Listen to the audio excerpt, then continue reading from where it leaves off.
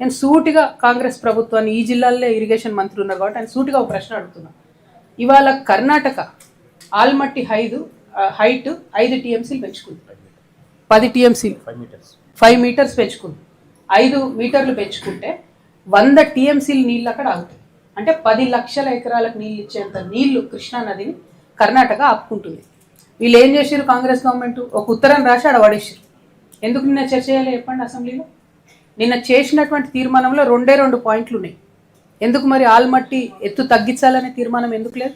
అంటే కృష్ణా నది మీద నిజంగానే చిత్తశుద్ధి ముఖ్యమంత్రి గారికి ఉంటే, కృష్ణా నది నీళ్లు తెలంగాణకు రావాలనే చిత్తశుద్ధి కాంగ్రెస్ గవర్నమెంట్కి ఉంటే ఎందుకు ఆ విషయం చర్చ జరగలేదు?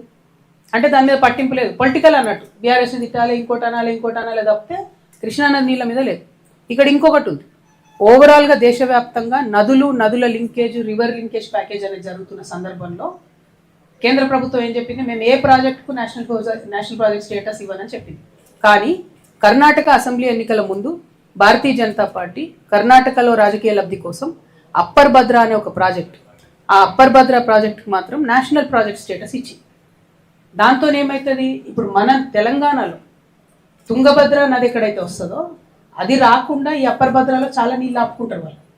అంటే కృష్ణా నదిని పరిపుష్టం చేసేటటువంటి తుంగభద్ర నది, డైరెక్ట్గా కృష్ణా నది మీద కడుతున్నటువంటి ఆల్మట్టి డ్యాము, ఈ రెండిటి మీద కూడా కర్ణాటక డైరెక్ట్గా దాడి చేస్తుంటే ముఖ్యమంత్రి ఒక్క మాట కూడా ఎందుకు మాట్లాడలేదు నిన్న? అక్కడ కాంగ్రెస్ గవర్నమెంటే, ఇక్కడ కాంగ్రెస్ గవర్నమెంటే. మీరు పరిష్కారం చేసుకోవచ్చు కదా, చెయ్యరు. మరి మహారాష్ట్ర ఉంది, ఇవాళ నాడు మనకు మహారాష్ట్రతో పంచాయతీ లేదు, రేపటికి రూపం లేదు అంటారు. రేపటి నాడు ఏమవుతుందో ఏం తెలుసు?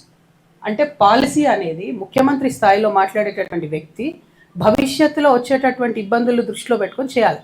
అది కాకుండా ఒక కురచ మనస్తత్వంతో, కురచ స్వభావంతో కేవలం పోయినటువంటి ప్రభుత్వాన్ని నింద వేసి ఇప్పుడు నేను చేస్తున్న తప్పుల్ని కప్పిపుచ్చుకోవాలనే ఉద్దేశంతో నిన్న ముఖ్యమంత్రి గారు అసెంబ్లీలో మాట్లాడేది తప్పితే దానిలో శాంక్టిటీ లేదు.